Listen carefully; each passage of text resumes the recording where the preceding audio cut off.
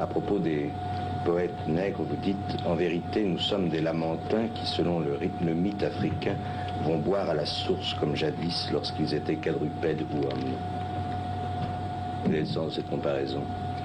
Vous savez, c'est plus qu'une comparaison.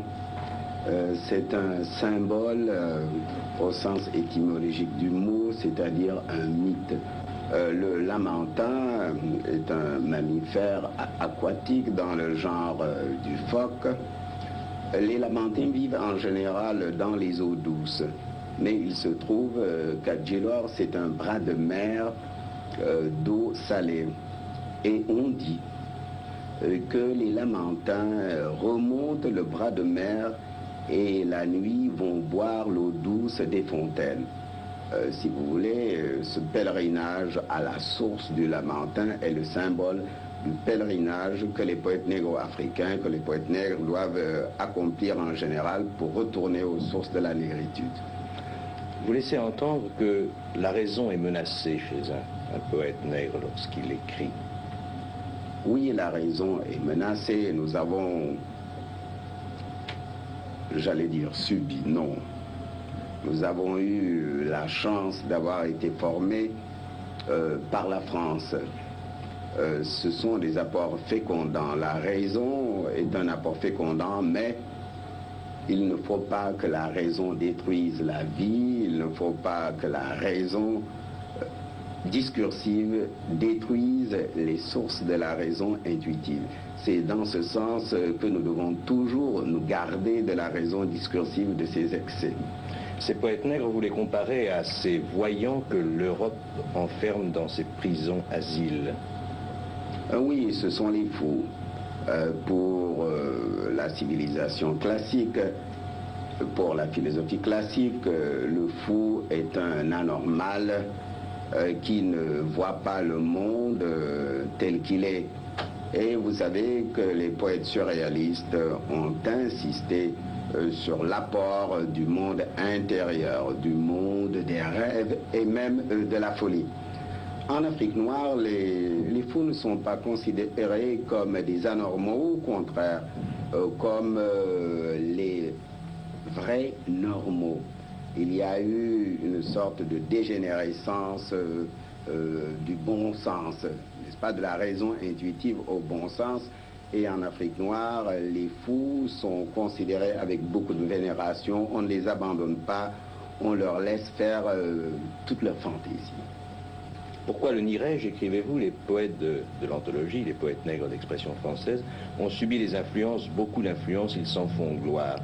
Quelles sont les principales influences que vous, personnellement, reconnaissez avoir subies, M. Podé? Vous savez, c'est monsieur qui disait que c'est imiter quelqu'un que de planter des choux. N'est-ce pas? Tous les grands écrivains, tous les grands poètes ont eu des maîtres, ont imité, ont subi des influences. J'ai subi surtout les influences des poètes négro-africains de la tradition orale, des griots, des poètes populaires, en particulier des poètes gymniques, et tout particulièrement l'influence de la grande poétesse de mon village qui s'appelait Maro Ndiaye. J'ai recueilli d'elle des centaines de poèmes. Elle m'a avoué qu'elle en avait, j'allais dire écrit, non, qu'elle en avait chanté à peu près 2000. Donc ça a été pour moi l'influence essentielle. Naturellement, j'ai subi aussi l'influence des poètes français, et particulièrement des poètes comme Paul Claudel, Péguy, les surréalistes. Somme toute, Monsieur le Président, pour avoir une image de vos maîtres, il faudrait avoir Claudel à gauche et Maronne à droite. Oui, exactement. Maronne connaissait vos poèmes? Non, Maronne ne s'est même pas douté, n'est-ce pas, que j'écrivais des poèmes. Je l'ai connu au cours d'une de mes enquêtes sur la poésie orale négro-africaine. J'étais arrivé dans mon village et j'avais demandé quel était le plus grand poète du canton, et on m'a indiqué Maronne Ndiaye. J'ai travaillé avec elle pendant des semaines entières. Elle chantait le poème, je le transcrivais Et ma culture française m'empêchait très souvent d'adhérer tout de suite au poème. Alors, en le questionnant, je faisais le commentaire du poème parce que vous savez, nos poèmes sont des tissus d'images. On ne dit jamais les choses comme le disent les hommes d'Europe. Il y a toujours le symbole qui relie le monde intérieur, comme le cosmos, à l'homme. Maronne ne vous a pas donné l'envie d'écrire aussi dans sa langue? Ah si, Maronne m'a donné l'envie d'écrire dans ma langue, mais c'est très difficile. Bien sûr, pour faire des discours politiques, pour tenir des conversations ordinaires, je connais assez bien la langue et même plusieurs langues. Mais vous le savez, chez nous, le rythme poétique n'est pas quelque chose d'artificiel. Le rythme poétique est marqué par des tam-tams ou des instruments à cordes. Et c'est sur ce rythme de base et s'inspirant de ce rythme de base que le poète compose. Il n'y a jamais moyen de se tromper. Ce sont des règles despotiques. Ah, ce sont des règles qui sont despotiques et libres en même temps. Vous voyez, nous avons très souvent comme rythme de base 1, 2, 3, 4, 1, 2, 3, 4. C'est le rythme de notre défilé des fêtes de l'indépendance. Vous avez donc 4 syllabes et il y a une syllabe forte qui revient. Vous pouvez, entre 2 temps forts, employer 4 syllabes, 3 syllabes, 2 syllabes, 1 syllabe ou vous taire. Mais vous ne pouvez pas employer plus de 4 syllabes. Le français vous permet de vous exprimer plus librement, finalement. Le français nous permet de nous exprimer plus librement en un certain sens, mais je crois que le français était aussi despotique pour un Racine ou pour un Corneille. On l'oublie trop souvent. Vous dites, et puisqu'il faut m'expliquer sur mes poèmes, je confesserai encore que presque tous les êtres et choses qu'ils évoquent sont de mon canton. Quelques villages sérères perdus parmi les tannes, les bois, les bolongues et les champs. Il me suffit de les nommer pour revivre le royaume d'enfance. Comment était-il, ce royaume d'enfance? Le royaume d'enfance, c'est le royaume de mon enfance avant 7 ans. Son aire géographique se réduisait à quelques kilomètres carrés autour du village de Djilor. Je parle du royaume d'enfance, je pense que le poète, en écrivant, est dans un état de grâce et qu'il voit les choses avec des yeux intérieurs. Cette vision des choses est la véritable vision, tandis que la vision quotidienne, la vision prosaïque est une vision utilitaire qui ne va pas au fond des choses. Vous écrivez, mon père me battait souvent le soir, me reprochant mes vagabondages, et il finit pour me punir et me dresser par m'envoyer à l'école des Blancs, au grand désespoir de ma mère. C'est un mauvais contact, le premier contact que vous avez eu avec le monde blanc? Ça a été un contact naturellement assez décevant, parce que mon père, je ne dirais pas se débarrasser de moi, mais j'étais très turbulent et j'étais tout le temps au champ avec les bergers, avec mon oncle maternel qui était paysan. Et mon père trouvait que j'avais des goûts trop roturiers et qu'il fallait quand même me civiliser un peu. Mon père voulait m'envoyer à l'école beaucoup plus tard, comme c'était la coutume alors.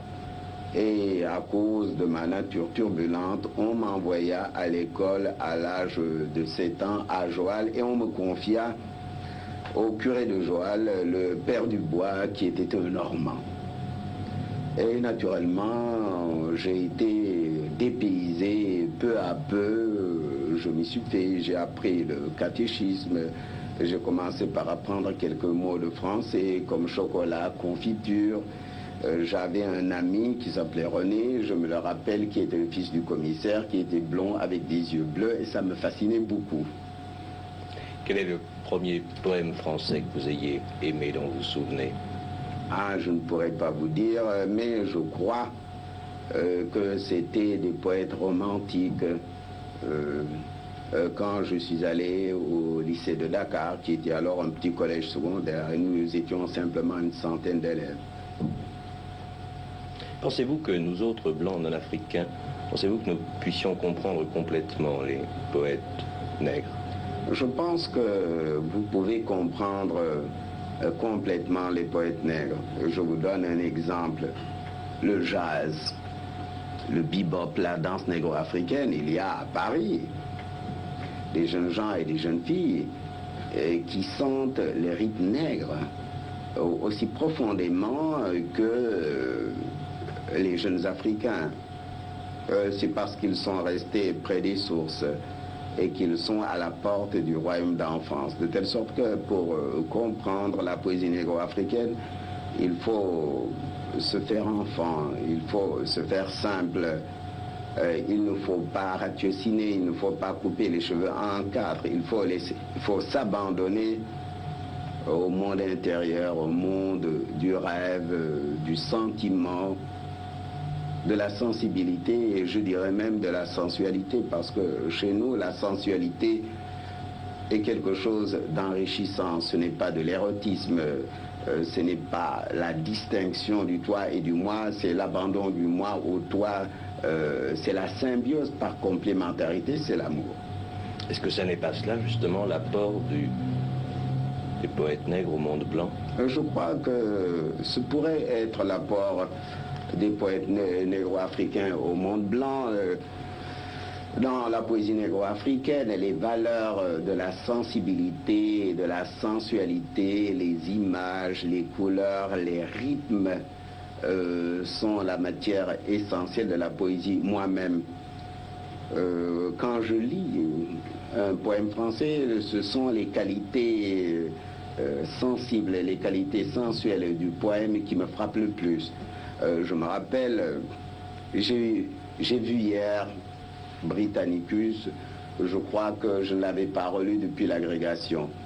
J'ai eu à l'agrégation à commenter un passage de Britannicus. Je dois vous dire, c'est que ce qui m'a frappé tout de suite, c'était le rythme du poème, c'était les images, c'était les qualités sensibles du poème. Et c'est mon commentaire a porté sur ces qualités. C'est pourquoi sans doute le jury a trouvé que c'était très particulier et que j'ai pu avoir une bonne note qui m'a sauvé, je crois, un peu.